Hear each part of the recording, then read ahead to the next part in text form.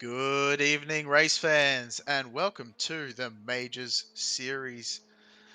We are broadcasting today some beautiful TCR action for you at Oulton Park. Now, we have two classes here today. We've got the Pro class and the Sportsman class. Three races, 18 laps each, and we've got standing starts, which is very difficult to pull off with these front-wheel drive machines. Three manufacturers, four different types of cars. We're in for a whole heap of fun. As we've just started getting qualifying underway, we'll see how it progresses. Now, we do have a 16 incident limit before a drive-through. Now, that means that the drivers were going to have to keep on their toes and make sure they don't get a single X well, they've got a single X in every lap that they're able to get on the board, but any more than that, and you're starting to risk a penalty that could become problematic as we do have 18 laps to go. Each race is scored evenly. Splitting the points over all three races is what you can achieve here today. The grid for each race will be set based on the previous race results. So we will see who can perform in race one, and they will be starting on the pole for race number two. Now, as we mentioned, we are here at Oulton Park Circuit, just in Little Budworth, Cheshire, over in the UK, specifically in England. Opened in 1953, this racetrack currently hosts BTCC, the British GT Championship, British Superbike Championship, and TCR UK, which will be very similar to what we'll be seeing here today in the virtual world of things. We'll be racing on the island layout today, 2.26 miles or 3.63 kilometers in length. And this layout will basically take cars out of the island section entirely, replacing it with a hairpin that puts them straight back over hilltop. That will be a little bit of a chunk out of the course, as we will see as we go on. But in case I didn't do it already, I apologize if I didn't. My name is Gareth McAllister, and I will be bringing you the commentary today alongside with Khaled Radaman, who will be providing your production for today's event. And wherever you are in the world, good evening, good night. I don't know why I would say good night. Good evening, good morning, good afternoon, whatever the time is. Hopefully you don't go to sleep because we got action coming pretty soon. As the track temp is 34 degrees C, so not too incredibly scorching here on the track, but definitely not a cool temperature either. And we'll get into looking at how the cars are doing currently on track and see how we are performing. As right now you can see a Veloster coming into the Cascades right down the hill in turn number 2. And he's going to come to that little hairpin that I was talking about just a brief moment ago that completely cuts out a section in the back of the circuit, or should I say front. And there he goes around there, so straight back over to Hilltop. Called that, aptly named, because it's on top of a hill. You can always be sure the British like to name things the way they are. Hence the White Cliffs of Dover. That's a classic. As we go on board here, and you can see he's just gone through Knickerbrook in the chicane, making his way up Clay Hill. This is just on the back half of the circuit, and this is on board with Haflidason, and he's doing a great job here, right on the ragged edge. You can see that Elantra really struggling to keep in line and not go out wide. As he gets down into third. Haflidason also had the fastest time in pre-qualifying, which we had during the course of the week to set the splits off for this event. Obviously broadcasting the top split, showcasing the drivers in all their glory. Really putting on a showcase right here for Sweden, up in the top spot. Fantastic as we head back down, and that's basically a lap completed from what we've been able to see so far. Other drivers also putting in their times. And Thomas, now we switch on board to Daniel Thomas. He is the Welshman, doing a great job. I'm pretty fond of Welshmen myself, because that is, after all, where my first name comes from. And I still think has the best looking flag of any nation out there. And apologies to every other nation, but good luck beating a dragon on the front of the flag. I mean, that's pretty high up there. But he's using the Honda Civic in all its glory. Now, this car, in relation to all the other TCRs, has a lot of accelerative power. So it gets to the top end of its top speed a little bit slower, a little bit faster, sorry, than all the other TCRs on the market. But once it gets there, it's really struggling to pull that last final bit, as opposed to an Audi, which there are a few Audis in the field. They have their top end speed really is their major part to play, but I'm not sure they're going to be able to use that to its full degree on this track, as this track is quite technical and not too many long straights to make any kind of moves in terms of the top speed and how we can go. But speaking of moves, there's going to be a few made in certain corners where it might be a bit tight because it's quite a narrow circuit here at Oulton Park. As you can see, the double right-hander catching him off guard and rough onto the grass. Daniel Thomas is going to have that lap taken away, and he pulls off to the side, and that is done. And you can see here on the replay, he's just gone a little bit too hard, trying to eke out every last millisecond of time, and just unfortunately unable to keep the car on the circuit.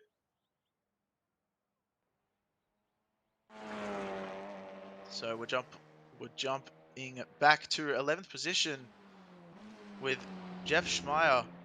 Now he is really in the top position of all the Audis. As I said, so the Audi has the fastest top speed, but unfortunately, it's just a bit struggling in these tighter corners, as you can see by what we're seeing on the leaderboard right now. Not too far off the pace, though, only 8/10, as he also is done with his qualifying time. 9 minutes completed out of 10, so we're just about reaching the end of the drivers being able to make their way further up the field. And Shot has shown me the other way, oh, I don't know what I was going to say there, but I can tell you that he's gone up another 2 positions from 12th to 10th place. Hog showing some more work.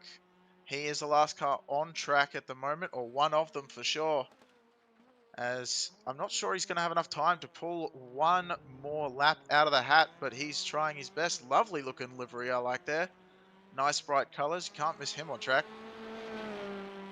As Hog's going to make his way over Hilltop and down into the Knickerbrook chicane. And there it is.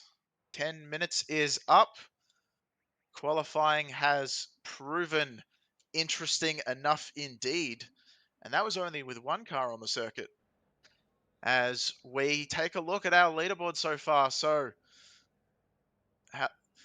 Michael Haflidassen will be starting on pole. Daniel Thomas in the second position, with Edward Shelley bringing it in for the UK, the English flag specifically. So at a home track, he's looking pretty solid in the third position. Pedro Diaz in fourth place. Matthew Crisp in fifth place.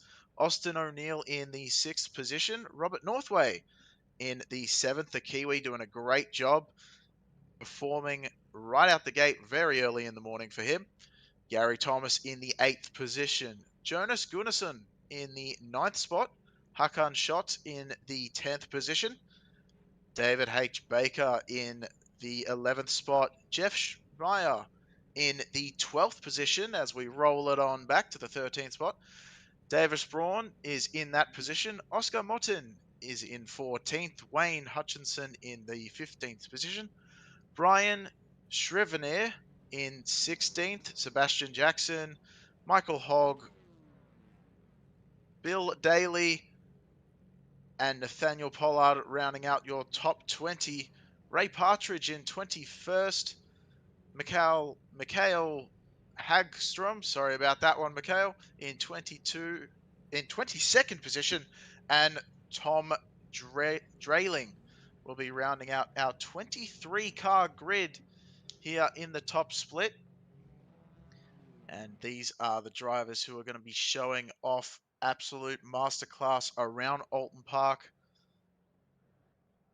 Thank you for joining us once again to the Majors Series TCR European as we are getting underway. And look at that, perfectly timed as Haflidarsson is going to go a little bit out and make sure to cut off that run from Daniel Thomas straight away, as everyone seems to make it pretty clean through turn one. A little bit of running wide, but nothing too crazy as we head on down. Seeing a few of the same livery, which is always great to see, means a lot of potential teammates going through as the Hondas are making their way through. The Elantras not seeing too many Velocitas so far. That is the other Hyundai that is in the pack listed. There's a bit of a move going on there, not able to get it done. That was Shelley losing out to Diaz there as they make their way. The first 6 or 7 cars in a straight line. Everyone's sort of feeling out where they're going to be able to make up the best amount of time. Going to follow each other through. Thomas has got a nice lead so far. He's got Haflidarsson not too far behind him as we come up through Clay Hill and down towards Druids Corner. Remember the double right-hander, quite easy to get onto the wrong side of things, as Cripps was almost shoved out there by the corner, or by the inside curb, I should say. Hutchinson looking to make a move potentially for 15th position. Scrivener able to deal with it, not too worrisome though. Jackson is firing off, and he is in the Veloster. If you see there, we've got a car coming down into pit lane early. That is Braun in one of the Audis. He had a false start from what we've been told. And oh, I think that was Pollard going off into T1. Way off the circuit. So here we go. We'll see what exactly happened to him. Just a little bit too much pace going in and smacks the wall. Oh, that is a brutal way to end heat number 1. But he's going to have to tow. We've got someone else. It's Daniel Thomas. That's off the grid. I'm not sure that's exactly what we wanted to see, but maybe it is. As this will be him taking the lead. I was thinking it might be some sort of accident, but it looks like, yeah, no, see, what just happened was Haflidarsson just ran wide, lost all momentum. Whoa, over the curving 2 wheels. Oh, fantastic stuff there to take the lead back. And we'll take it back live and see how this race is progressing, excuse me. A lot of cars still under fire, a lot of close battles happening right on track. The lead's still up for debate. Haflidarsson is getting closer and closer to Thomas as Hutchinson also makes a move on Scrivener. Let's see if Jackson takes advantage as well. Oh, he's going around and he gets help into the wall. Comes back out close to circuit. Hold the brakes, please. Scrivener does so and makes sure that no other driver is involved any more than they needed to be. But yeah, you can't really fault anyone for that. That just seemed like a bit of a racing incident there, just taking a little bit too much speed into the corner on the outside especially. And unfortunately, that is how that one has unfolded. But Haflidarsson is making a move now to the inside of Thomas. Gets the move done. I tell you what, this is getting pretty intense already. Diaz and Shelley side by side behind, battling for 3rd position. Crisp is there just waiting in the wings. Crisp with the move on Shelley, makes it down the inside. Beautiful move right there. It looks like they're still side by side though. Shelley's not taking it without a fight. He's not going to give up that spot, but he has to. as the inside of the lodged corner is a very, very difficult one to hold it. Sorry, the outside I was meaning to say. There's a car on the exit of pit road. Not quite sure what he's doing, but that is okay. Not. We've got a replay coming up now. It looks like Pollard potentially had an issue again. That was him actually parked on the exit. Looks like he just decided he was going to go a bit slow and maybe avoid the cars coming through. Didn't want to get involved too much in this one, which is probably a smart play. Yeah, and coming out of the field not to interrupt anyone. So that is well done. I believe he stayed. Yes, he did stay off the race pace to allow the faster cars passing. So a lot of respect shown between these drivers. Daly, closest gap we have so far, or definitely one of, as the top five is still close together, but Daly right on the back of Hogg and really trying to not actually able to close the gap. In fact, Hogg opened the gap a little bit there coming out of the Knickerbrook chicane. A bit of a better run. Both of those Elantras really working hard. And going over the curbing is never too easy. It looks like we're going to have a battle with Shelley and Crisp. Once again, these two cannot avoid each other as they keep on finding themselves in a fight for the top 5 positions. Shelley on the outside has to take the grass. He's not going to be able to get it done, or is he? He's still got a... Ooh, the quarter panels are getting close together. Maybe a bit of a touch, maybe a bit of a niggle, as Crisp and Shelley still side by side for 4th place. This is only hurting their time from the top 3, but it is good stuff to watch. Shelley with the over-under. Beautiful move. Shelley with the move on Crisp. Gets it done. Fantastic stuff. We're only 5 laps out of 18 as Daly also passes Hogg. We go to the move again. And look at that spectacular, really throwing that Civic in there. Those tyres, I'm sure, were churning it up and really squealing after how much he had to put that in the lock, but able to get it done without too much issue in the end, as Thomas has DS right behind. DS closing in the draft, down into the final corner, and it's looking like, there you go, so we can see the gained or lost positions from the drivers since the start of this race.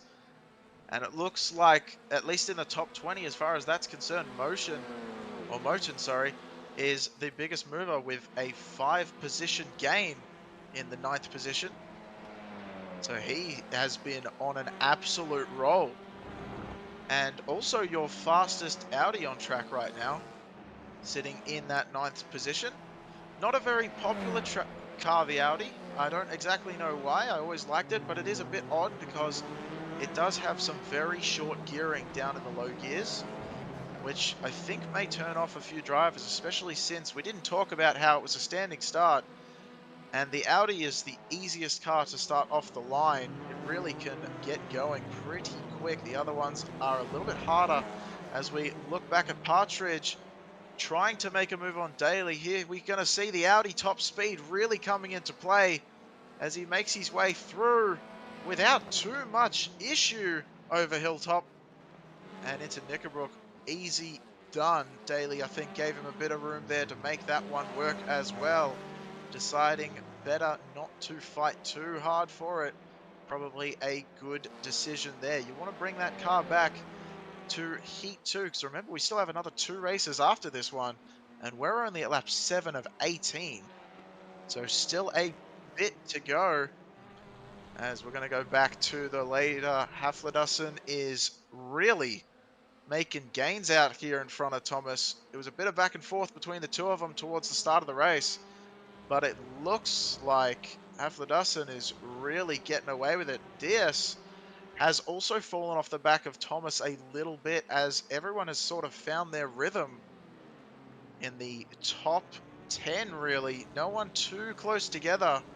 Closest battle, definitely Schmier and Thomas fighting for that 10th position. And it looked like Thomas may have almost gone for a move there, decided either against it or wasn't quite close enough. And look at the Audi power. You can see the times, the split between each driver now. And you can see it just opens up as they get onto any kind of straight. That Audi just has the pull that the other car's not quite having enough.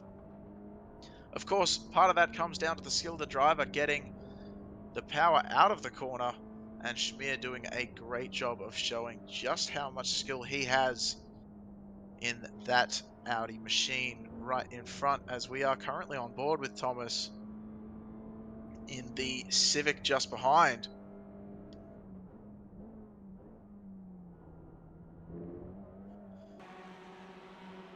All right, we're going to have a look at O'Neill, who's done a really good job so far. He's actually performing quite well. O'Neill hasn't got a net gain, but neither a net loss. So you can't really fault this driver for anything right now. I mean, a position maintained is a position gained is what I would say, because it's so easy to lose them and very, very hard to even just maintain them under race conditions with all the cars so close together. And he's done a great job. I think he might have hurt his exit a little bit there, might have dove it in a bit deep. I was going to say dive. That's not correct English, is it? As Crisp still in front by about a second. All these cars separated by about a second apiece. They're really falling into their rhythm. Hutchinson and Jackson just changed positions. Down in 13th place. Jackson might fire back, actually, now that we can see the times in. It looks like he does.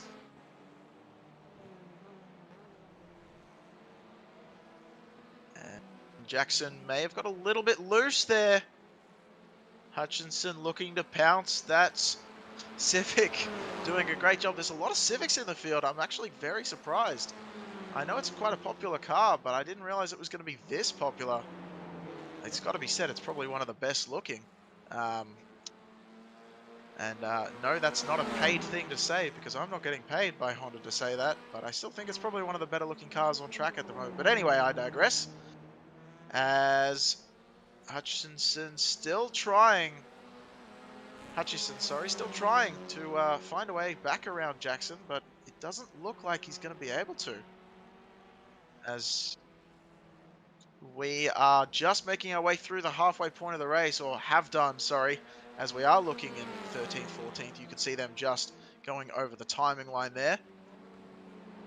And Haflidassen at this point has really made his way through the lead, and oh, wow, whoa! I'm not sure what just happened there, but Hutchinson has major damage, and that thing is smoking. He's definitely taking the... It looks like... So this was the move on Jackson that got it done, but not quite enough, and Jackson ended up coming back into the chicane. And I think that was a bit of, yeah, letting him back by. Not wanting to be in too much trouble, but it didn't seem to matter in the end, unfortunately, as Hutchison found himself absolutely colliding with the barrier. Got a little bit loose, thought he had it back hooked up, and got loose again, and unfortunately absolutely broke the engine in that thing. And yeah, oof. That is not a nice looking nice incident to view, especially when we see who put that there. That's blocking our view of the car, isn't it? Anyway, as we'll go back to the leaders, because Thomas, it looks like, is catching up a little bit to Haflidassen, who is still taking this race in stride at this point. Thomas has shown flashes of brilliance matching Haflidassen so far, but it looks like Haflidassen just has a little bit more under the hood. As you can see there, there's a little bit of a gap for you on the bit of gain, the bit of difference between the two drivers over the last 5 laps. So you can see Thomas has been gaining just a little bit after losing out more than over a second. He's been gaining very, very slightly, but Haflidassen seems to not be taking much notice of it as I muddle my words together, as I'm just in awe of Haflidassen just seeming to make the car do whatever he wants it to out the front of the pack. Oh, it looks like Shelley might be getting closer to DS, as that's a little bit further ahead because we got Thomas and Schmier right now. They're also 4/10 between the two of them. As Hutchinson is coming back out onto the circuit, hopefully not impeding any of the other cars on the lead lap. And it looks like he won't, so that's great news, as shot goes by without being impeded in the slightest from what I could see. And Thomas is gaining on Schmier. It's really going to prove how he gets through the hairpin and really closes up during the corner. But on the exit, you can just see the Audi just powers away. That thing is like a rocket ship in a straight line. And you can see it just absolutely gaps the Honda behind. Going over the curb a little bit, though, looked like with Schmier. That's going to unsettle the Audi a little bit. Seems to take it in stride, though, as Shelley's getting closer and closer to Diaz. Might jump over to that one, as Shelley actually goes for the move right now. We're sitting on board, and we've just gone to the full picture, and bam, that is done. Diaz not going to be too happy about it, though, as he's sitting close to the back end. We'll get a replay skewed up for that one in a second, but right now we're just going to see how this unfolds, and Diaz might be letting him get away with it for the moment, but still sticking on the back of Shelley just ahead. And here we're going to see the replay once again of what just unfolded, as we were on board, so we just missed the move, and then it was a straight dive. Plenty of room given by Diaz. Really respectful driving between the two of them. And it looked like Diaz might have tried another move afterwards, but decided against it. See if he might get something in the toe down the back straight. Not so far, though, as these two have been swapping places a couple times as well. So Shelley's been really making some moves. The English native really wanting to show how much he's got on his home turf, and doing an excellent display. He's got a bit of a gap, though, 7/10, going up to 8/10 almost with Thomas in front. Oh, never mind. I'm looking at the wrong interval. It's actually 2.8 seconds. That's an incredible blunder from me, as your broadcasters might be going through something at the moment, but doesn't matter because I'm going back to it, as DS is looking like he might be closing back up ever so slowly. But no, Shelley just got a good run, but they both run wide actually, so that's definitely an X for both those drivers. Braun making a move on Hogg now. Two of them side by side heading into the final corner of the lap. Ooh, the two red machines. Hogg goes a little bit wide, but manages to keep it on track. I'm actually very genuinely surprised managed to get that stopped. Unfortunately, did have to concede the place to Braun, though. And that was a well-timed lunge side by side, and yeah, just a little bit loose. Able to get it stopped very quickly was Hogg, though. So that's, I mean, that's really well done. Can't say much more about it. Thomas is definitely your closest battle right now with Schmeier, who is on the back of Moulton as well. So these three are going to be causing a little bit of a stir, as well as shots coming closer and closer as these will all battle it out. You can see it's down to 1 second now with shot behind Thomas, as we're right on the front splitter of Thomas's machine. I say front splitter, there's not a whole lot of it, let's be honest, in these TCR machines. Got a bit of downforce, not as much as that the drivers would like, but most of that is just down to the sheer fact that they are front-wheel drive machines, which makes them very difficult to turn at speed. The car just wants to push out like crazy, rather than go around the corner nice and smooth, which is where the finesse really comes in as a driver. And Thomas has actually lost out a bit there from Schmeier. Schmeier's closing the gap ahead, although they may be using a little bit of X's at the moment. You can see a few cars just getting a little bit more grass than you'd probably recommend. However, as I said earlier and earlier, they have 16 incidents they can afford to use in 18 laps. So I guess if you got them, you might as well use them. Thomas closing right on the back. This is going to be very close, but the Audi just might have the legs. Even with the draft, you can see on the timing screen, he's just not gaining a whole lot. And sorry to reiterate it over and over again, but it is fascinating how quick the Audi is in a straight line.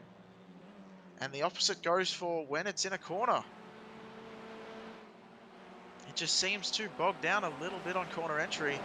And there's your incident point limit at the moment. Actually, Huffledusson out the front of the pack is actually on the most at the moment. So that is, I have to admit, that's quite fascinating to see. Usually you don't see that in a lot of series, but he knows he's got 16 to use, so he might as well use them all. And it seems to be that is exactly what he's up to as he uses yet another. As you can see, it just ticked over there. Perfect timing. Could not ask for better timing from that. Maybe the commentator's curse, who knows? But able to keep it on track, relatively at least, pointed in the right direction. And we've got 3 laps to go.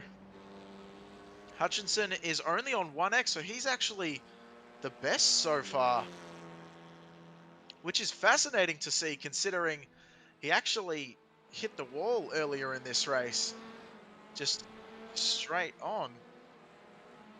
And we're bringing up a replay now because I'm getting told we've had a move and a change of position, or no, a move on a slower class car, it looks, or a lap down car, I believe, if I'm right in saying that. That was for position, never mind. I'm being told that I am wrong and I should probably stop talking, but that's our job, so we're going to keep doing it. As Daly was passed there by Baker, so that was Baker. I was getting his car confused with Huffledusson's. I don't know if they're actually similar or not. Maybe my eyes are failing me as I'm getting older, aren't we all? So we'll go back to Schmeier and Thomas and Moulton because they are the closest cars on track. They're the most exciting to watch right now. And it's looking pretty solid. And, ooh, hello. That was getting interesting. I think Moulton was really pushing that Audi to the brink of the track there, actually going over the curb on the outside. But managing to keep it together, and look at the gain by Schmier, but he's going to pay for it with a 1x. And potentially slowing down. Looking from the back of Moulton's machine, and it looks like Schmeier's under pressure. You can see from Thomas. Thomas has been gaining in this section the whole time, so this will be an interesting camera to look at if we can see a potential move coming into the hairpin. Look at the gain on Schmier down under brakes. And you're going to see that that's going to unfold in a way that will allow Moulton a little bit more on exit speed because he didn't have to shrug off as much speed under braking, didn't abuse them as much as Schmier, but he has Thomas right behind him, so you can't blame him for trying to go as deep on the brakes as possible. And if you look not too far in the background, Schott is gaining little bit by little bit as well. So this battle is definitely not done as we've got just about 2 laps to go. Never mind, this is 3 laps to go because I've always got to remind myself 18 is a lap as well. I don't know if anyone else gets that confused, but it likes to play on my brain sometimes. As Schmeier looks at the outside, Moulton's not going to let him have it easy. He's going to try and use anything, but no, I think he actually had a little bit of a bobble there. And Thomas was looking like he might try and take advantage. Not quite close enough heading into T1. This battle's getting closer and closer, heating up more and more. As the 3 of them all running, I think, nicely on track there. It looked like Thomas may have gotten a little bit of a 1x as he closes way up on the back of Schmeier. Almost gets into the back of the car in front. Thankfully avoids it. Actually gets a nice run out of the corner as well somehow. Not sure what kind of sorcery that was, but it looked pretty good as he gets a little bit loose. But he's going to send it to the inside anyway. Schmeier's going to have the exit if he doesn't get hit by Shot, which almost happened, but thankfully didn't, as he still does get the exit that he wanted. Thomas is going to keep that place just in front of Shot as well, I believe. But wow, that got intense very, very quickly, as Thomas really had a really awkward moment. I believe the back end just hit the grass and it catapulted him to the inside, whether he wanted to be there or not. But we'll take another look at it just briefly. And right there, we didn't get quite the angle we wanted, but that is all right, as it looks like what we said happened did happen. So these Audis are really sandwiching in that Honda right now. The leader's got the white flag. Haflidarsson way out in front, 1.5 seconds back to Thomas now. So that's that Elantra has been absolutely solid underneath his right foot, as Shelley and Diaz are still fighting it out for the third position. They've been sort of maintaining, as you can see in the bottom right hand side of the screen, they've been maintaining the gap to each other pretty much since the positions were filed out about, I want to say about 10 laps ago when they sorted themselves out. They've been maintaining, and oh, this hasn't maintained at all. A Shot tried to make a move on Thomas. Thomas goes blocking defensive. He knows that it's the white flag lap. Shot pulls to the outside. He's not going to be able to get anything done, though. You cannot go through this chicane too wide. Oh, I guess you can, but all I can say is good luck if you do, because that requires a lot of respect, and that's not how to do it. As Thomas gets absolutely shunted by Shot, the argument could definitely be made that Shot had enough room to put the nose in. I'm not quite sure about that one, as Haflidarsson is going to take the checkered flag. Car 19, lap 18, And under. what an exciting end to that race. Haflidarsson with a darling performance. I'm not sure I'm trying to say great or stereo or whatever I was going to say, but he's out front. Thomas in second, Shelley in third, Diaz in fourth, and Crisp in fifth. Neil, Northway, Gunderson, Moten, and Schmier bringing up your top 10, with Shot ending up in front of Thomas. There may be some words exchanged about that one in pit lane before the next race comes up. But we'll have a look, as it looks like Braun is going to try and make a really late move on Jackson. Not quite able to get it done. Less than 2/10 behind. So close between those two for 13th position. Hogg will hold on to 15th in front of Partridge.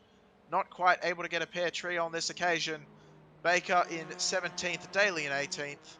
He's just going to be making his way in.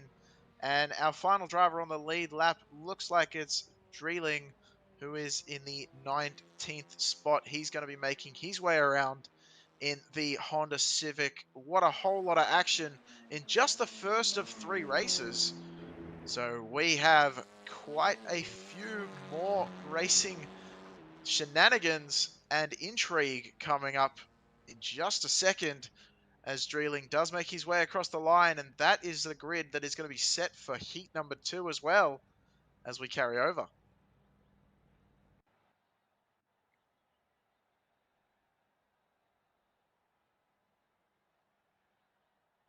And it would only be right on broadcast if the producer follows me in the way that I also blunder myself. You can't have it by yourself, because if it was just me, I'd be going insane. Thankfully, we're copied in the booth, so we're not the only ones making blues. But what would be a good broadcast without a blunder or two? Definitely something that is well known in the sim racing community. There's always got to be something going on, whether it be a power outage or a little bit of a blunder here or there. Nothing too crazy happening, though, as we prepare for heat number 2, coming up in just a second, as the drivers are all gridded up. Haflidarsson will start on the pole. Remember, Thomas and Shelley in the second and third positions, followed by Diaz, Crisp, Neil, Northway, Gunderson, Moten, and Schmier in your top 10 positions. We're just about to get going once again. as the lights are just about to come off, and there they go. The race starts once again, and here we are off to a flying start. Huffledussin making sure to repeat his move from the previous race. Hopefully that won't bite him this time as well. Thomas actually got passed there by Shelley straight off the bat. Shelley got a fantastic standing start.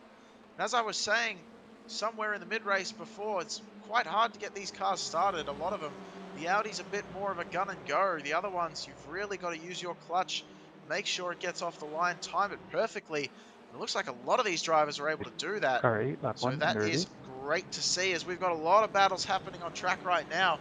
But the one we're currently looking at, oh, it's going to be close. Gunnison, I think, just held on to that position from the car behind, which was Moulton and Thomas. Or Gary Thomas, I should say, and Daniel Thomas. It just occurred to me we've got two Thomases in the field. Should have noticed that in race 1, but we're noticing it now at the very least. And it looks like Gary Thomas and the back there, he is in the white Honda Civic looking on as Moulton and Gunnison go at it. Northway doing a great job, the Kiwi. And as I say that, commentator's curse off onto the grass. Manages to keep it together though. Doesn't lose a position. Fantastic stuff. And we love the Kiwis performing here in the big desert of Oz. Is where I'm at, just in case you were wondering what the accent is and why I sound so odd to you. And Schmier comes in pit lane, and he's just barely, I don't know how he managed to hold on to that one and not hit the wall. That's fantastic stuff. Stopping for penalties has to be. Pollard's also come in as well, potentially jumping the start. As it looks like Moulton is going to have to give way to, once again, Gary Thomas. And we'll see if he can make anything back done in the hairpin though. As all the drivers really bunch up just behind them. Shot Braun side by side as well, it looked like. Braun really lost out in that one, maybe given a bit too much room to shot there as they headed through the hairpin. We're heading up to the chicane, that's where I got the blunder from there. As here we are, and look at the cars go through. It's always something fascinating about it to me. You see the cars snake through any sort of chicane, and it looks fascinating. I don't know, maybe that's just a me thing, but I hope you enjoy it as well, because something about the cars snaking in a line like that looks fantastic to my eye. As Diaz is right on the back of Thomas. This will be Daniel Thomas, so the Welshman, trying to redeem himself from last race, finishing in the second position. He's down in third right now, but he will be looking ahead at Huffledussin, who does set the fastest lap of the race. That immediately gets replaced by Shelley, who gets an off-track in his steed. And Shelley's going to hold on to that fastest lap for the time being. Mind you, we're only 3 laps in, but it's great to see Shelley up front towards the second position, and he's actually taking it to Huffledussin, which is really, really cool to see, because he was down a little bit further back in the pack in race number 1. Looks like O'Neill is not too far away from Northway either, as well as Shot Motion. There's a few different battles going on track right now. I'll try not to be too biased to the Kiwi of Northway as we go on through this race,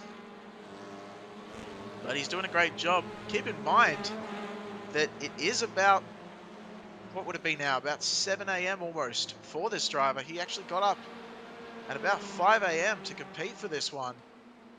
So great job for Northway there, and really showing commitment to the Majors series, as O'Neill actually has lost a little bit to Northway as we've been talking about it.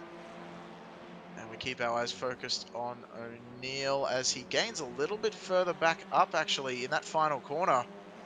So Northway maybe just taking it a little bit easy, gets a little bit of grass, heading back up into the front straight, but managed to avoid any sort of incident. Looks like they're still going through the off tracks. Specifically turn 1 on exit seems to be where most of these drivers are getting them. Not really surprising, it's such an odd piece of circuit. And DS and Crisp still fighting it out, although Crisp just had a little bit of a bobble, so he went a little bit wide. And he's going to lose out a little bit to Crisp, who is right on the back. Oh, sorry, that is Crisp. DS, who's right on the back bumper of Thomas. So many drivers, so much action, so little time for my brain to process what's going on. As DS closing right up, heading into the chicane. Now, this is where we saw a bit of an incident earlier on towards the end of race number 1, so it'll be interesting to see as this race unfolds if we have any more incidents. It looks like Baker and Shrivenier just changed positions for 17th and 18th. And we've got a replay of that move. And I think Shrivenier may have just got a little bit loose or been a little bit slow on exit, because it looked like Baker did that without too much hassle. And nicely done. I haven't talked about it yet, but you've seen in the Knickerbrook chicane, those giant barriers of tires. That is something you want to get as close as possible to, but you better make sure you don't hit them, because they will absolutely ruin your car's front suspension almost in an instant. All it takes is a light tap. And those, I don't know how they've padded them down there on the track, but they are incredibly solid pieces of, I don't know. I don't know what they are, but it almost feels like concrete when you hit them. I know they've got tires inside, but that being the case, it looked like Gunnison actually was making, or close to making a move on O'Neill, who got a little bit loose there. Maybe lost a little bit less time than what I was initially thinking. But it looks like shot just on the back of Moulton now. Shot trying everything. These two drivers, both in the Audi, both on the same paint scheme, leading me to believe they're both under the same team name. And they're doing, well, they really want to try and work together if they can to try and get up to Thomas in front. But that's going to be a hard ask on a track like this where there's not a whole lot of time gained, especially in the draft, because even though there is some, there's just not enough straight line speed that can be eked out of these cars on a circuit like this. It's just not long enough to do it. It comes down to really cornering skill more than anything else, and Crisp is displaying a great aptitude of that at the moment. Really running as wide as possible without getting an off track. Surprised he didn't, as he's following Diaz. And we just switch left, right, switcheroo, and it looks like on the camera, I thought he might have attempted to do that himself on track. But right now, sticking behind DS, just seeing what's going on ahead. Maybe seeing if he can learn anything, see where DS is weakest, and maybe making a move towards that as he caught right onto the back bumper at the apex of that corner. So we're going to be keeping in what we're looking at right now, and Crisp is definitely still on the back bumper of DS. And it has to be said, Hafledusson is still back to his old ways, a second ahead of Shelley. So he's definitely putting himself on a pedestal right now of this championship, showing that he is the one to watch, the one to keep track of. And you better make sure you have something dialed in, something special under the hood if you want to try and catch him, because he is almost disappearing into the distance. And the commentator's curse once again strikes with a vengeance, as I'm clearly showing my appreciation and showing how good he is just for him to go off track, and does it again, really eking out as much as possible. Shelley just behind follows him, as Thomas just set their fastest lap of the race in third position. That's Daniel Thomas. And the battle continues, actually heats up between Crisp and DS. So that is getting better and better.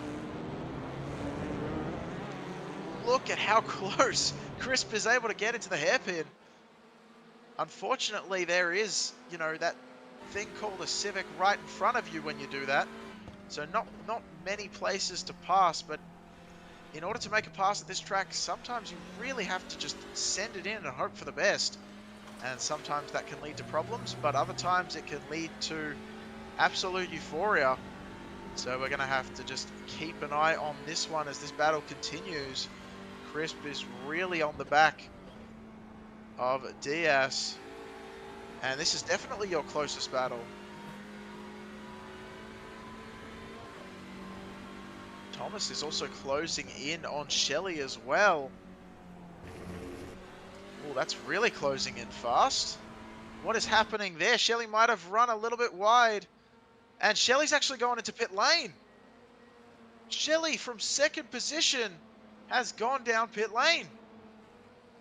I'm not sure what's happened there, but something has definitely happened.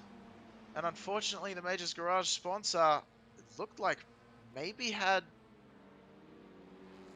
a stop and go or something. I don't know what just happened there. Stop and go is a very strange penalty to get, but it's definitely possible, as we're not quite sure what happened up here in the booth. But Shelley finds himself back down in 13th position all of a sudden. So that's not the position that he wanted to see himself in. As we look back to Braun and Shot, Braun's done a really, I mean, I know I've said this too many times for too many different drivers, but Braun's also done a great job, because I believe Braun finished further down, about 14th or maybe even lower in the first race, if my very short memory serves me right. But Braun is really taking it to Shot right now and actually closing the gap more and more and more. I don't think we'll see him move into the double right-hander. It would be pretty ballsy if he did. But he's right on the back bumper. If he can get a good run out of here into the final corner, he can make a move potentially. Shot gets a nice run though, and I don't think Braun's going to be close enough to make that lunge. And no, he's not, so he settles back in as Chris starts to catch back up to DS once again. Geez, there's a few battles on track at the moment, as you can see on the left-hand side of the screen. As here we go, so we're watching Crisp and DS. They're fighting for the third position. The Duru Sonic actually letting us know that DS is a beast. Well, I am in full agreement with that one, as DS is truly proving that right now. Holding off, look at that, absolutely perfect positioning of the defensive capabilities of DS. Really making sure that that Honda is exactly where he wants it to be. So Crisp can't make any kind of move.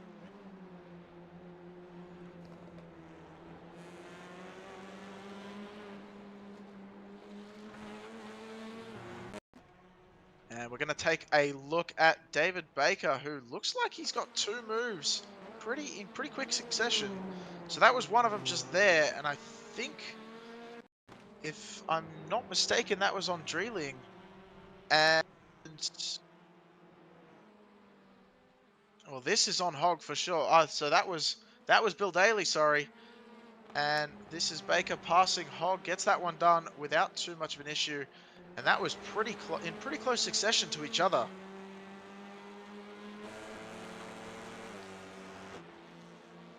And here we go. Shelley made a move on Hutchinson and got that one done. Remember, Shelley had that issue. We're not quite sure what, but came down pit road. So definitely something intriguing going on there. But back out on track and showing back true to form with just how speedy they are yet again. It's a second faster than everyone else around him. And I just want to point out as well, thank you so much for tuning in to the Majors broadcast. If you have any driver you'd like to look at, watch, keep an eye on, or just really get a general idea of, feel free to shout about in the chat and we will get that going for you. It's fantastic to see all the support for these drivers, and at the off chance, potentially the commentator or producer, in which case, thank you so much, but I doubt you're here for me. And I reckon you're more here to see cars going around in circles, especially with your favorite drivers at the wheel and doing a better job of it than I can, let me tell you. That's why I'm sitting up here in the booth all comfy and cozy while these guys are sweating it out on track.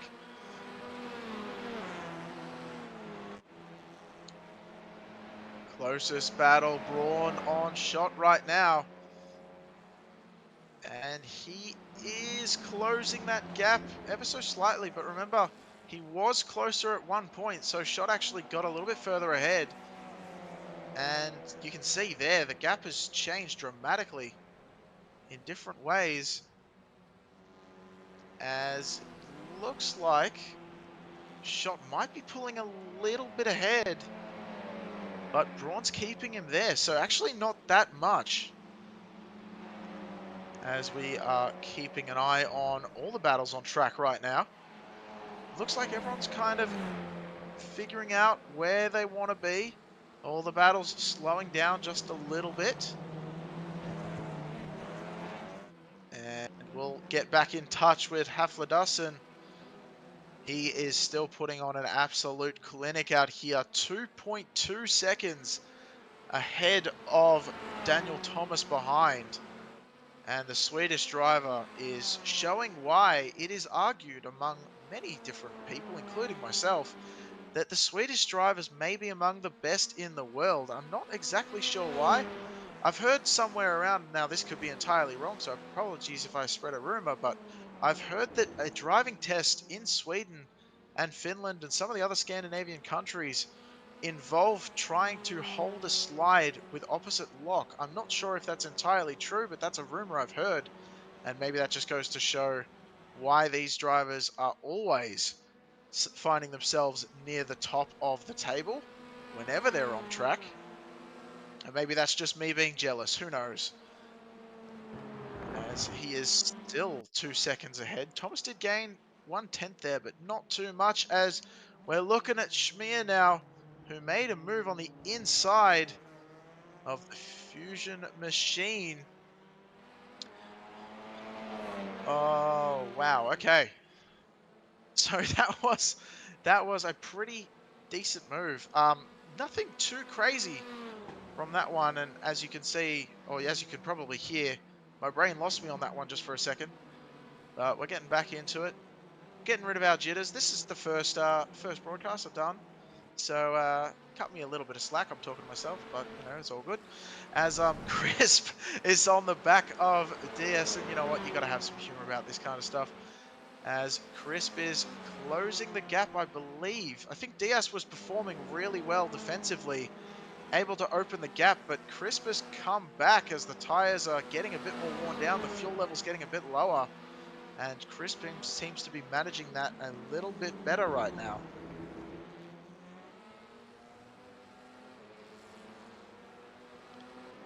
So we're going to keep watching this battle so far. Shot's also catching up a little bit to Motion, or Motin, as I keep saying Motion. I guess the cars are in motion, so that's where my brain is going. Sorry to Motin, but he is actually doing a great job as well. Shot just on the back bumper now. He's closed the gap, and there's an off track from Motin. He's going to be slow. Shot's going to make this move potentially around the outside, though. That's going to be a hard one to hold on to. Motin gives him the space. Shot gives him the space on exit because Shot's run wide. He's on the grass.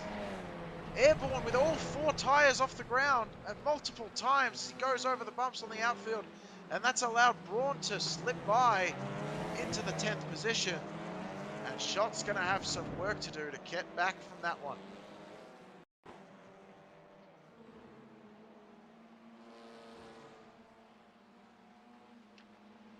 And you can see right there, trying to allow for room, but also keep. And look at the bouncing over the grass. I mean, talk about airtime. There it was. Usually, cars do their best work when they're all on the track, all four wheels. But sometimes you don't see it. We're going to look back again. Sometimes you see two wheels off the track. It's very rarely you see four. And yeah, he's just tried to maintain too much speed going the outside in a two-wide situation, and just gone on to the grass, but able to keep it pointed straight, not lose too much time. Obviously lost an extra position there, but it could have been far worse than it was. And able to stay in 11th, unfortunately losing out the top 10, as Motion actually went a little bit wide there just ahead. But now we're looking at Baker, who's looking to make a move on Jackson, who I believe, from what I've seen so far, might be the only car on track that is, or the only driver on track, sorry, that is in the Veloster. Now, the Veloster, for some reason or another, and I can't tell you why, but I do know that in the TCR circles, has been nicknamed the Fish, of its resemblance to a fish. I can't say it any more blatant than that. I don't know how it looks like a fish, but that's what I've been told. And the Fish is in 14th right now and able to hold on to that position for the moment as we're on lap 14. So we're coming up to 4 to go almost, as Thomas has actually dropped almost 4 seconds from Huffler right now, who is still proving that the Swedes are the best drivers. O'Neill is losing out, actually. I thought he was closing up to Northway, but losing out a little bit there as the gap opens up. And Thomas is doing a pretty good job of trying to keep it going, but just really struggling to catch back up to Huffler, who seems to have it all figured out right now. And O'Neill is catching back up to Northway once again, which is why we're looking at this. But he also has Gunnison not too far behind in the 7th position. Gunnison judging from the paint scheme there on the same team as Schott and Moulton, who Moulton is just being passed by Shelley as well. A little bit further down the order in 11th position. Shelley might have taken it to the hairpin. Moulton looked like he was going to pass again. The defensive line being uttered by Shelley, putting his Civic right in the center of the track and making sure no moves happen that aren't wanted, and locking that position down. And we've got some more replays coming up, I'm being told, and what happened there? That was Moulton going out and Braun taking that position. So I'm not sure if that was into the hairpin. So yeah, no, that wouldn't have been Moulton, because Moulton's back there. Why is my voice in my ear making the wrong calls? I don't know. Or maybe they were making the right calls and I'm making the wrong calls. It's probably that, let's be honest. But, so there you go. So that was actually Moulton. Never mind. I should listen to the voice in my ear a lot more and trust their judgment, as that's why Moulton lost that position, because they lost more than just that one. So that was 3 spots lost then for Moulton in that very small section, just in really the space of 2 corners. That's not what you want to see. And this is why we're going to see he went off the track. So there's a big off track there, but that's okay. Heading out of turn 1, everyone seems to do that this race. And, oh, yep, started braking too deep. And, oh, hit curbing. And that's not the right replay. So that's an interesting one. All right, so the voice in my ear, as I said, sometimes right, sometimes wrong. And on that occasion, well, there you go. And so, so I guess I'm not the only one to blame some of these times. Anyway, so we're looking back at Schott, Shelley, Braun, and Moulton's still back there, maybe a second down. But if something untoward goes on here between these 3 drivers, you can bet he's going to be in the perfect position to snatch something up. And as I said before, Braun's actually made quite a few moves in this second race. He seems to have found something underneath the hood of that Audi and doing a great job. Or I should say bonnet, really, because that's what we call it here, and I'm sure that's what they call it in most places. Saying hood for the American viewers out there. And it looks like Shelley's going to make that move on Schott. A Schott ran a little bit wide. Shelley made that move look absolutely easy. I'm sure it wasn't, but it looked that way, as he is gaining all the positions, or trying to gain all the positions, that he lost in that earlier incident that we still have no idea what happened. But he's going to be behind Braun right now and stuck there for the time being. And yeah, their Schott Shot just got pushed the outside and nothing he could really do. I say pushed, he didn't get touched, but yeah, he was just on the outside of the corner. Nothing he could do to stop that attack. And Shelley up into the top 10, potentially top 9, as he's closing. And we are on the final lap of the race. Huffler 4 seconds clear of Thomas and using yet another off track as he has put on a clinic. As we said before, he seems to know exactly how to maneuver that Elantra exactly where he wants it. And we're going back just a little bit to 6th, 5th, 6th, and 7th. You can see Thomas in 8th just behind them, as that must mean... No, I'm mixing Thomas and Shelley. That's a bad mix. As O'Neill and Gunnison are trying to find their way around Northway. Northway is, you could argue, holding them up, but I would say defending like mad and doing a great job of it. I'm going to see if O'Neill makes a move here. That would be very risky. Showing the nose, deciding against it, probably for the best. Just maybe wanting to get in the head of Northway. Remember, the battle on track is not only a physical one, but also a mental one. You can easily get spooked by the driver ahead, or by the driver behind, I should say, as well. I guess it goes either way, doesn't it? As Huffler is probably getting close to the end of the race, as he is making his way down the final corner. Put your hands together once again. Second race in a row. Huffler is going to make it 2 for 2 so far, with one more race here tonight. Thomas just holds on from DS, who was actually closing up to Thomas at the end there with a great run. Crisp in 4th. Northway holds on to 5th in front of O'Neill. Gunnison just behind him. Thomas just behind him. Shelley made his way around Braun. Shot is actually making his way around Braun as well. 0.06 of a second.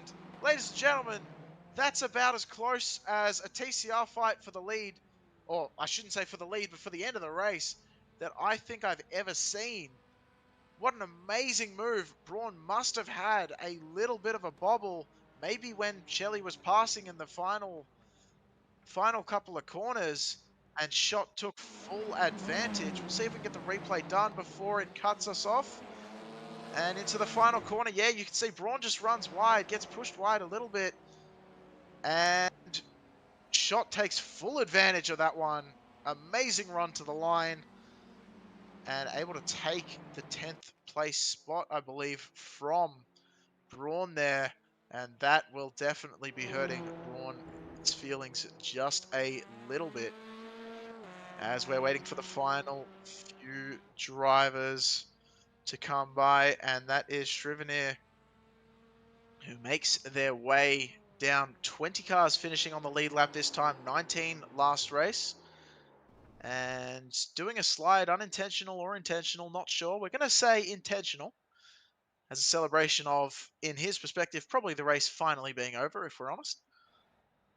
And we will get ready to go to our final third race of the night to set off this Majors series. We're doing a race, I believe, close to every month. So definitely keep an eye out on the European Championship. You can forget the other ones. It doesn't really matter. European ones, where the best drivers are. I shouldn't really say that, should I? But, you know, that's how we're feeling. So Huffler is going to be starting on pole once again, with Daniel Thomas once again in second position. Diaz, I believe, also again in third. And that is not the standings. What are we seeing right now? Is that the right standings? It is. Did we have a reverse grid that I wasn't aware of? Oh, well, Shelley's going to be on pole. Never mind, as Shelley takes it off, and that's a great start. Oh, there is a whole heap of issues down the back. There is a 3-wide machine. Ooh, there's a fight.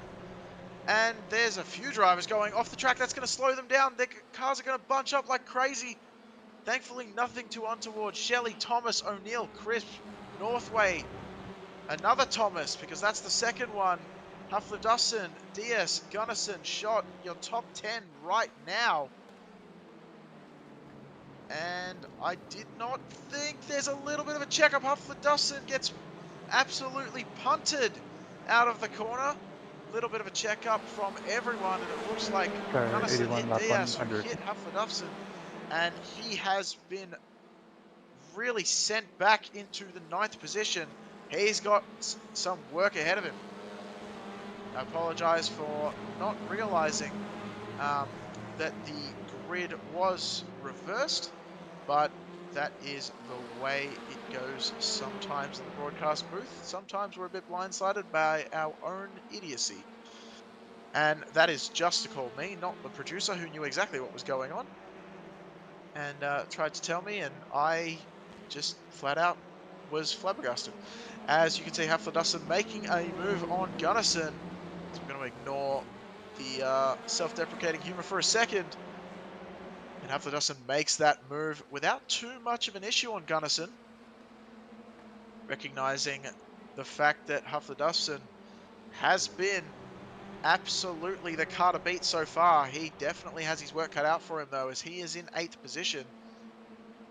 And he needs to make up a position every few laps if he wants to make this one work. 18 laps, 7 places needed to be gained, and one of them might not turn out the way he wanted, because it looks like Gunnison is taking the fight back, and there was a car going off the track as well. I believe that was Shot, and he comes back on. There was contact. That was as close as you could get it. The accordion effect was in full effect just then. Braun somehow able to keep the car pacing, pointing the right direction. And Baker as well. All 3 drivers just barely keeping it together. And as you can see, the car just comes back on track and smacks into the side. But thankfully, these TCR machines, very well equipped to take some damage. If you've ever seen touring cars in real life, or the BTCC is a perfect example of, these cars are built to go wheel to wheel, bumper to bumper every so often. They can take a bit of punishment, and this is exactly what we're seeing out on track right now. But thankfully, it's all in good spirits. Nothing too untoward so far, as we were looking at Shot just for a brief second there. Now we're on to Huffler-Dussin again, as he's right behind Diaz. Now we know Diaz is the master of defense and has been proving it so far, so that might be a bit of a challenge as Crisp tries to go on the inside of O'Neill, isn't able to make it stick, and O'Neill's going to go defensive into the hairpin, parking his car on the inside almost, but goes back outside. Really scares Crisp, I think, just a little bit. Thomas also got weeded out by that one.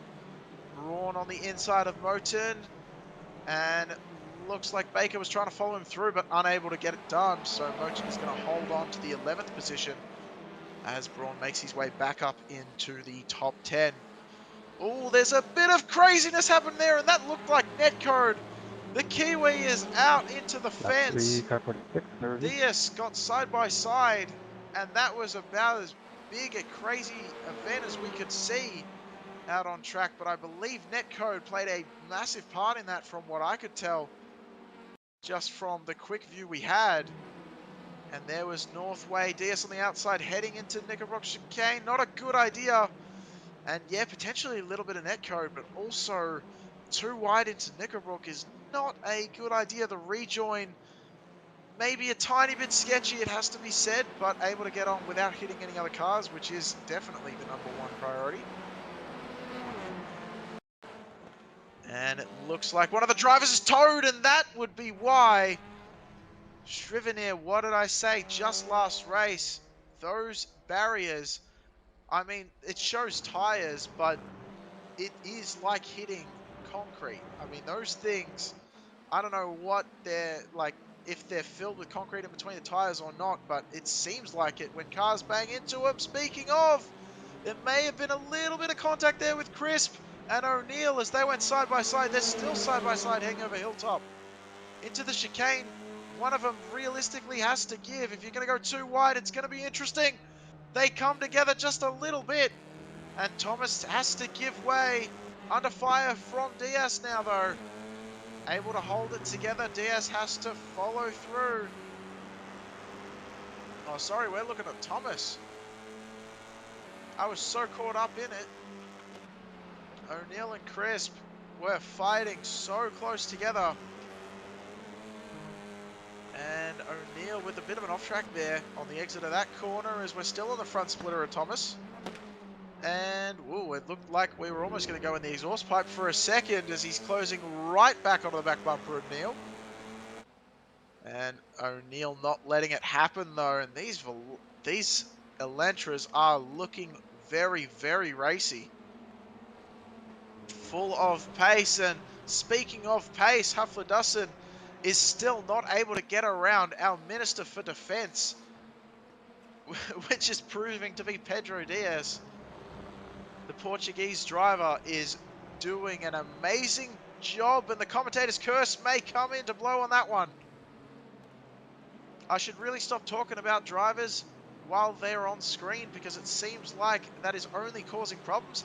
And it looks like Diaz actually has a little bit of nose caved in there. That's probably from when he hit Huffler-Dussin, because he looks like he's got a little bit of damage in the rear end on the early part of this race when the two of them got accordioned into each other.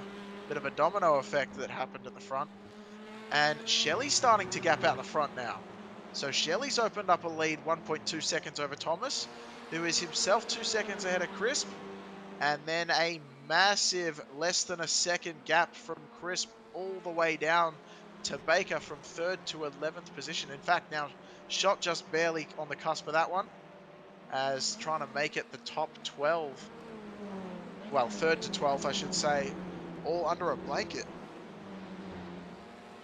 As Gunnison is who we're looking at right now. He's now, as the cars have opened up a little bit, he's the first car that will be just over a second behind in this group.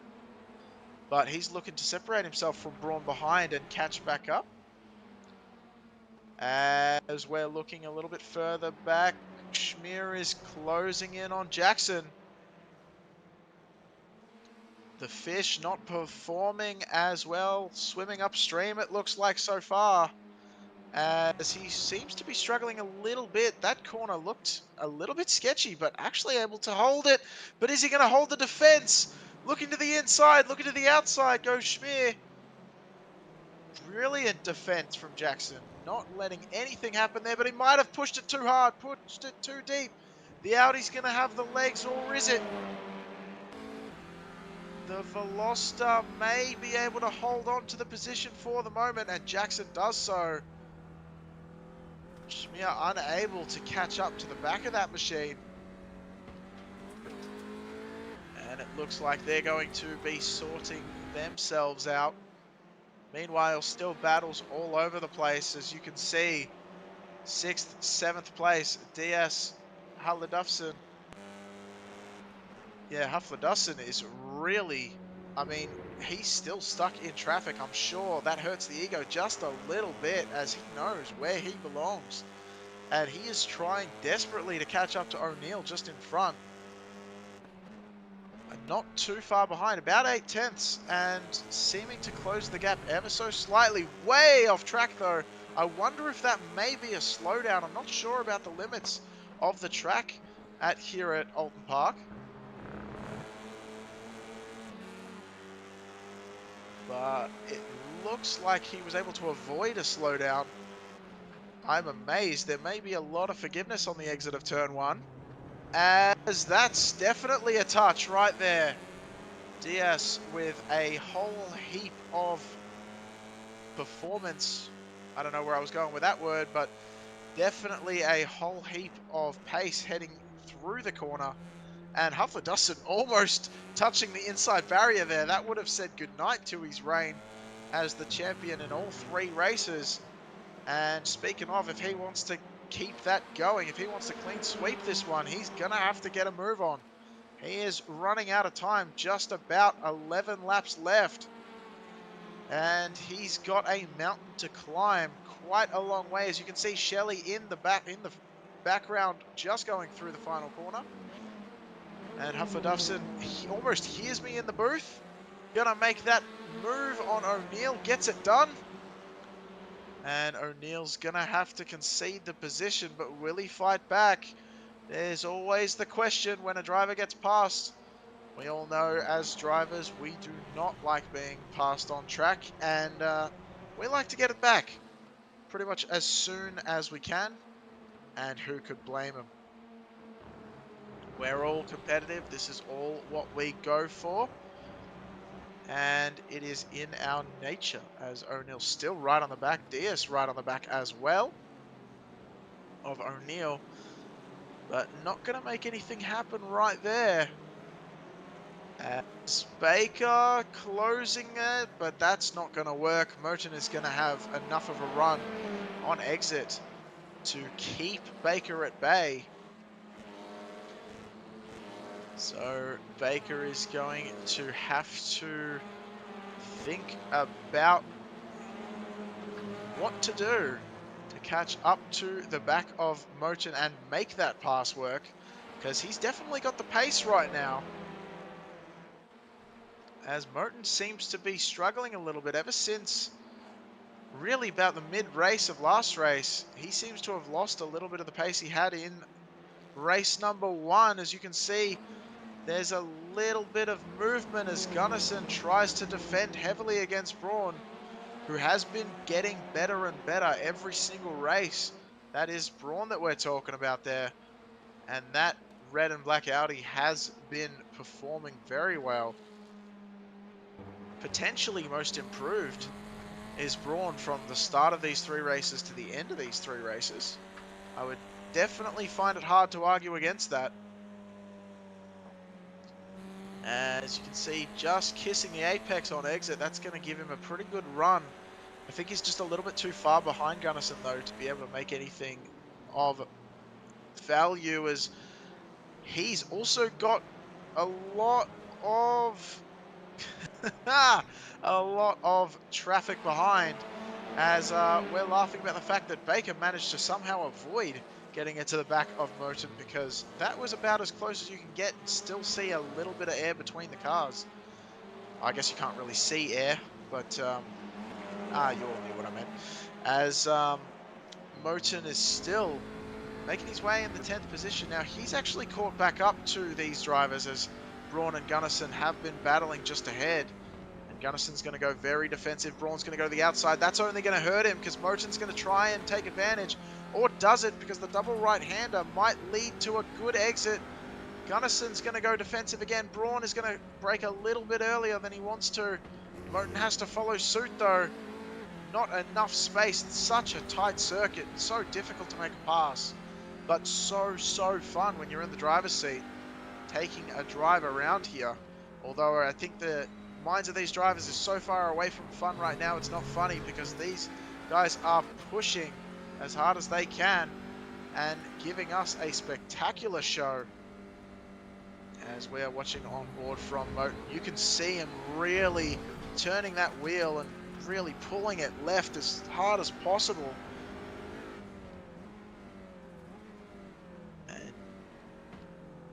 Oh, chucks on the windscreen wipers. That's an interesting move. Maybe helping a bit of downforce. I highly doubt it. As maybe a misclick on the wheel there, as he's really trying to wrench that car around. The hairpin, but Braun able to hold it just in front. So these drivers are still so close together, and this is where you got to watch out for those. Geez, it gives you an idea of just how close the chicane gets when you're riding on board with these drivers. You gotta be pitch perfect, and if you aren't, it's gonna be very difficult. Hafler-Duffson is making ground big time on Thomas, as Thomas ran a little bit wide just there, and he has also set the fastest lap of the race, has Hafler-Duffson, and he has been gaining.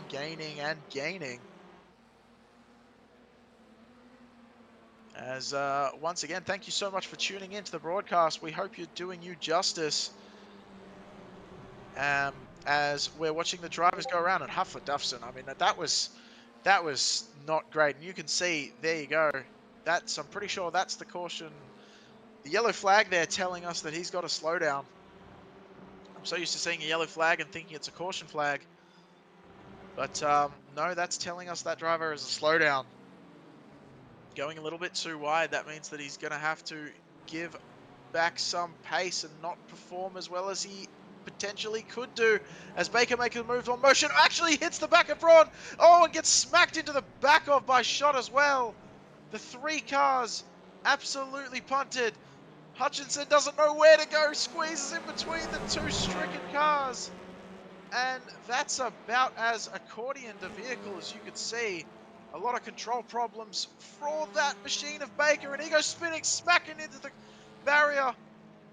Thankfully heads off the track and is not going to be in anyone's way. And that was catastrophic what we just saw there. So Baker trying to make the move on Moulton, I believe it was, and just unable to do so because there was Braun right there. Car 25, lap 11, And under review. just a little in the way. Braun understandably had no idea that there was any kind of chance that Baker was going to have the car alongside. And the accordion effect is in full effect. Yeah, not much more to say about that, and I'm amazed Hutchinson there just squeezed through the two stricken cars, basically saying, wham bam, thank you ma'am, I'll take those spots. And sneaks on by. But yeah, and then that's just a loss of control of the car and trying to take it back to pit lane on its own power, but unfortunately not able to do so. And he's going to have to tow that one back in. And Braun looks like has made his way down pit road as well after sustaining damage. And that is so unfortunate to see because he was doing a absolute ripper of a race. So that's really upsetting to see. But unfortunately, that is the way the cookie crumbles sometimes. And just unfortunately, the wrong place at the wrong time. And DS now, as we have a look, is closing onto the back of O'Neill. So DS, the furthest down the order he's been all day. He is in the 7th position, trying to claw his way back up into the top 6, but O'Neill is sitting right in his way.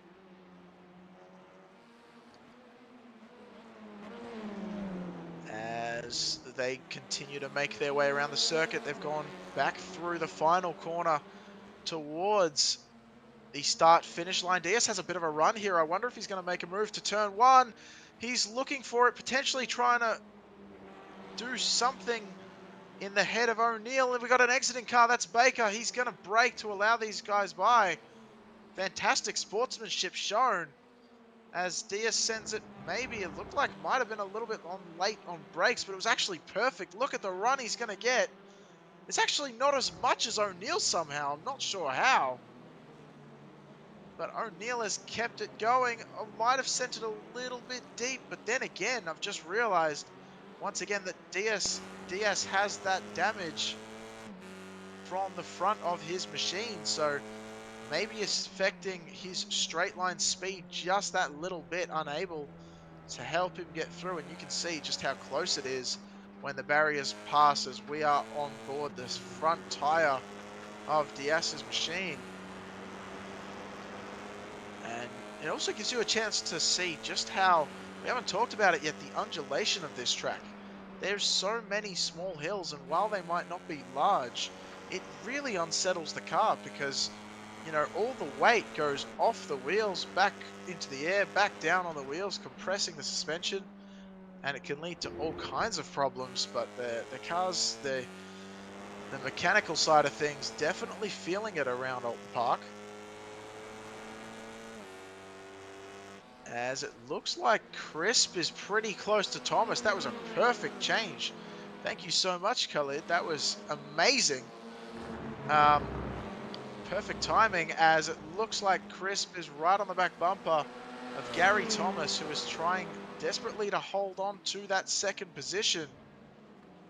Meanwhile, Shelley has checked out almost 3 seconds now ahead of the field. You can see him just up the road going over Hilltop right now.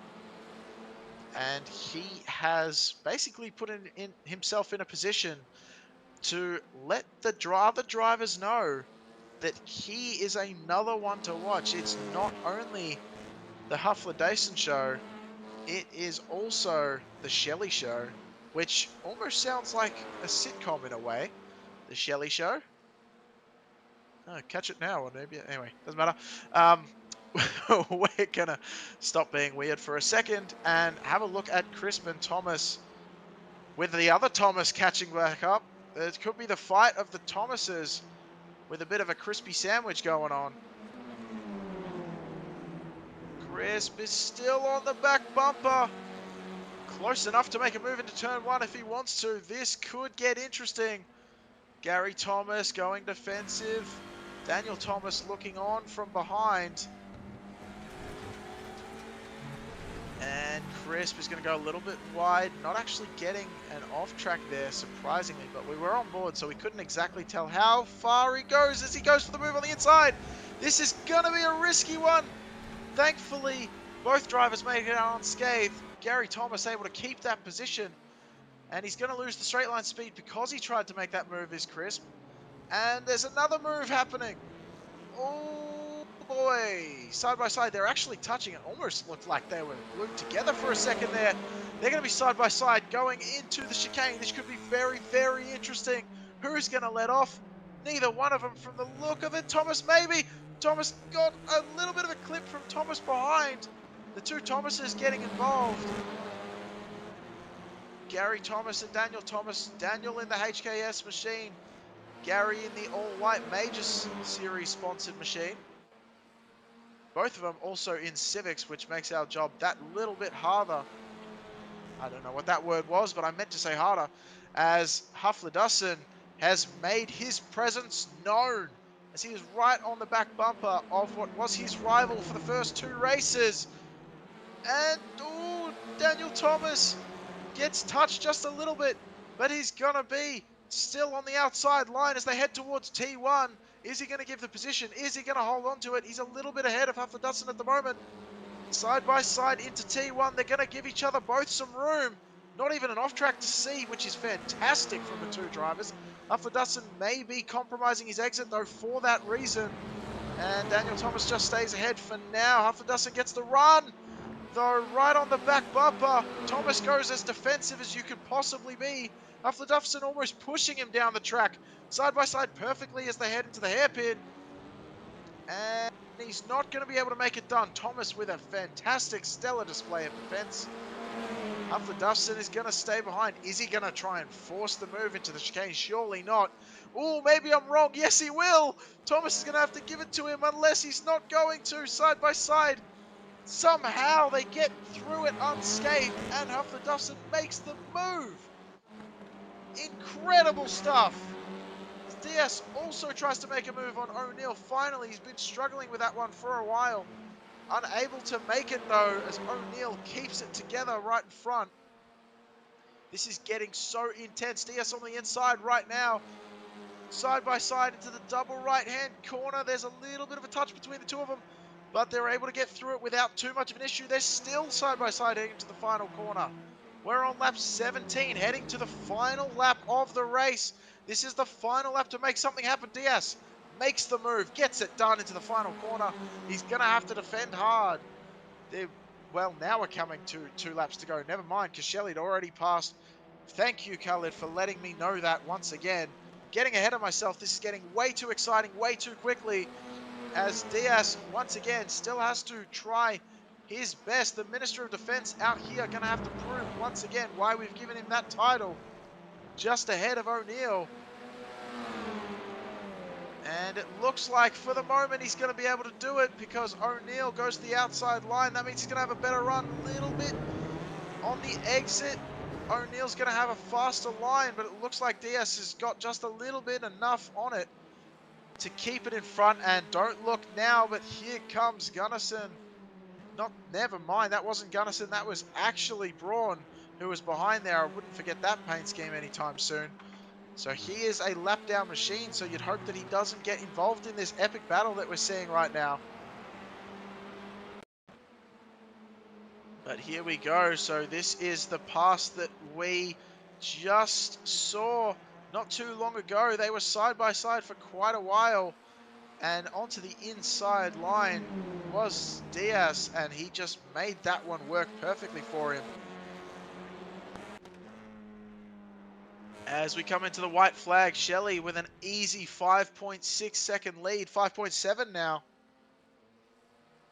And he is going to stay ahead. This is fantastic stuff to watch. As we're looking a little bit further back, as Huffler Dustin has made it past Thomas, as we saw, but he has not been able to make any more ground on Gary Thomas just ahead.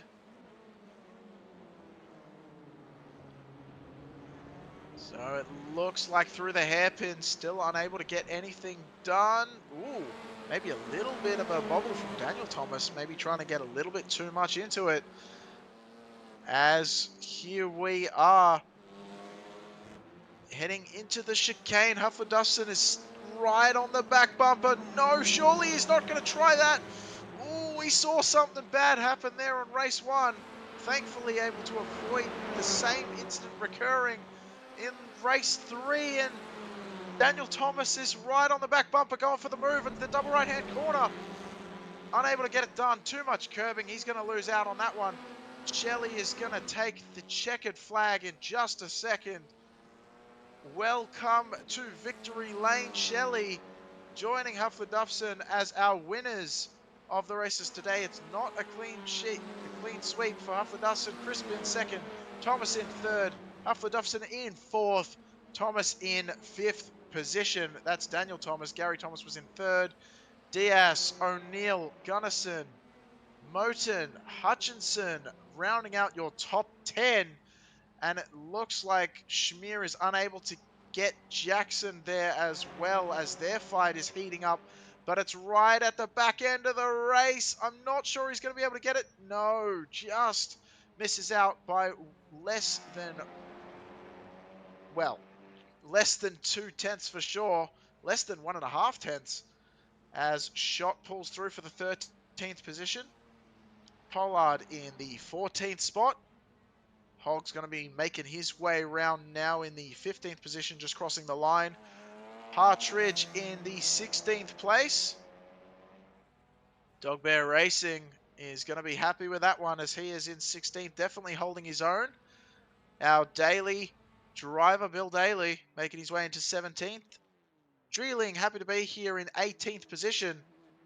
And he is going to be our last car on the lead lap, but he is quite significantly damaged, it looks like, on the front end. Not exactly sure where he picked up that damage, but he's going to limp it over the line, really eking out as much screen time as possible. Really wants to show the fans that he is still here. And there's a nice, good view. Actually, a very nice paint scheme he's got on that car. Didn't see it for much on stream today, but it looks quite good. And there you go. So there's our results. Those were not the results of the race we just watched, but this is probably... There we go. Thank you, Khalid, as we have a look. And Shelley in our top position once again with a great drive, really showing that he's going to be another one of those drivers to watch. Matthew Crisp with a fantastic run as well in the second position. Gary Thomas in third, with Hallidufson splitting the two Thomases in the fourth position. Daniel Thomas in fifth at the end of that third race. Pedro Diaz, the defense minister, in sixth position. Austin O'Neill in seventh. Jonas Gunderson in eighth. Oscar Moten in ninth. Wayne Hutchinson in the 10th position. Sebastian Jackson in 11th, or Sebastian Jackson, I should probably say. Jeff Schmeier in 12th position. Hakari Scott in 13th. Nathaniel Pollard in 14th. Michael Hogg in 15th. Ray Partridge in 16th. Bill Daly in 17th.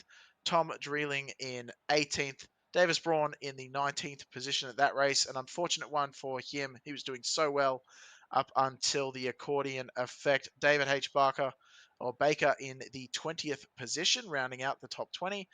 Brian Shrivenier, Robert Northway, and Mikhail Hagstrom in the 23rd position. Now, we do have maybe a couple of interviews, but we definitely have one we're going to pull up for you in just a second, because it looks like we actually have the winner of the first two heats waiting for an interview, and that's going to be Michael Halidufson. So we'll pull him into the booth with us. Michael Halidufson, welcome to the booth. How are you feeling? The first two races were phenomenal. Yeah, I was kind of hoping for the Grand Slam there, but obviously saw Shelley get the reverse pole position for race three, and I know it's going to be hard. And then obviously getting punted in the hairpin on lap one didn't make it any easier. Made the car struggle throughout the entire race three. So I'm happy with the positions I got in the end. I mean, good start to the season to overall championship. Yeah, you've definitely set the gold standard so far. Definitely going to be in top position after the end of this one. Unfortunately, just the accordion effect, as we can see on screen right now. And that's what caused the damage to the rear end. Did you feel the car getting very loose or handling differently once it was caved in at the back end like that? Or was it business as usual as you made your way back through the field? I could kind of compensate for the problem. Like the pace only dropped a tenth from the overall fastest lap I had, but just the consistency was gone. So like even if you did the same thing twice, you might have a problem one lap and you might define the other lap. Like it was very unstable all of a sudden. So I battled with that throughout the entire race three, which wasn't really fun. Yeah, no, it didn't look like it, but I'll tell you what, you've managed to pull the best out of a bad situation because fourth is definitely nothing to sneeze at. I must admit, I got to ask you, how do you find the Elantra and have you driven any of the other TCRs? What's the biggest differences that you've found? I've only driven the Audi TCR in real life. In iRacing, I've never driven any other TCR than the Elantra. Like maybe the Audi when it was brand new and it wasn't anything else on the service, but that's like I don't even know how many years ago. All right. Well, I tell you what, I didn't even know you were a real life driver, but that's fascinating in its own right. Fantastic to hear from you. Would you like to give anyone a shout out for any of the two first place finishes and a top five to boot to finish it off? Yeah, shout out to the Malkin Tech and of course my teammate Crispy who also did a really good job today. All right, sounds good. Well, thank you so much for spending some time with us and talking to us in the booth. It was great to see you out on track. You really, as I said before, set the gold standard, and it'll be good to see what you can do in the rest of the season. Yeah, looking forward for it. Thank you guys. All right, that was Michael Halidufson in the first position for the first two races and showing us and telling us just how much experience he has out on track, really making those moves. And we're going to get Edward Shelley in with us right now. Shelley, you did an amazing job in that second race, really capitalizing on that one, really with a 6 second lead. I mean, that was fantastic to watch. You just a class of your own in that field in the third race. What did it feel like inside the car? First of all, just coming out of the 8 hours of Daytona yesterday, it was definitely a bit of a challenge to get used to these things, being like front wheel drive and everything. But yeah, I think for me, a lot of the story was my own mistake that I made in the second race. I did what so many people did, which was scrape the tires, which are actually apparently concrete, not tires, and immediately just like broke the car. So had to take a fast repair then. And then it was I knew I had to get back to P9. Like if I didn't make it back to P9, I didn't stand a chance in the last in the feature race. So that was probably the most intense period for me. I could kind of see that P9 was doable, but I had to be aggressive. And then somehow took it at the last corner. I think it was clean. But yeah, and then the feature race, more just like trying not to get in my own head and make stupid mistakes or like brush the concrete tires again. The guys behind me actually had a really good pace. Like Gary, obviously, also in Fusion was making me sweat a little bit, and I saw Michael coming up through the field as well. and I knew that he had more pace than me because I struggled to keep up with him in the first and second race. So yeah, super fun. Don't feel like I had the best pace overall, so it was nice to kind of make the most of that reverse grid and start P1 in the feature. Yeah, it's funny you say that the tires were made out of concrete because we mentioned that a couple times up here in the booth as the race was wearing on, and we saw it a couple times as well. I mean, they look like tires, but they're very clearly not, and it's crazy how that sort of works. But I've flipped them a few times in different races myself, and it's not fun when you hit them. But you did a great drive coming back from that incident in the previous race, and as I said, very much capitalized into that one. Do you particularly enjoy driving the Honda Civic over any of the other cars on track, or have you driven the other ones, or what's your sort of thought on that? Yeah, I feel like the TCRs are so polarizing, right? Like so many people that think I've heard people say that it's not real racing, the cars don't behave right. I actually really enjoy them. Way back in the day with our team, we did I think a whole season of in the Audi somewhere. So we got to know that car really well. That was kind of before. Actually, I think that was when the Audi was like the only TCR. But since then, I've driven a bunch of them. This was actually my first proper race driving the Civic, and it's pretty fun as well. It's interesting to see like they do all have their strengths and weaknesses. Like definitely the Audi is better in the high speed and on the straights, but the Civic's pretty nice to chuck around. Yeah, it's fun. Like I don't think I would become a TCR specialist anytime soon, but it's nice to kind of shift mode, especially as I said yesterday, we were in an LMP2 around Daytona in the pouring rain, so it was quite the jump. Yeah, well, you say you're not an expert, but this race kind of proved that wrong. So I'm not so sure about that one. But before we let you go, who would you like to shout out? What would you like to say? Final thoughts, all that sort of jazz. Yeah, just really just Team Fusion. I mean, we've had an incredible weekend. Like absolute madness yesterday in the top split of Daytona 8 hours, which somehow we won, and I'm still trying to figure out how that happened, and it was just like a complete daze. Bit of a hangover from that today, and then to come back and have some good results in this in a completely different car, completely different kind of track. Super fun, and that's a lot of that's down to the Fusion guys who are working on setups all the time, working on paints. Gary, Garen as well, who's not racing in Euro this season. Tommy has put in a ton of work yesterday around Daytona. So yeah, awesome team to be with. I wouldn't want to race with anybody else.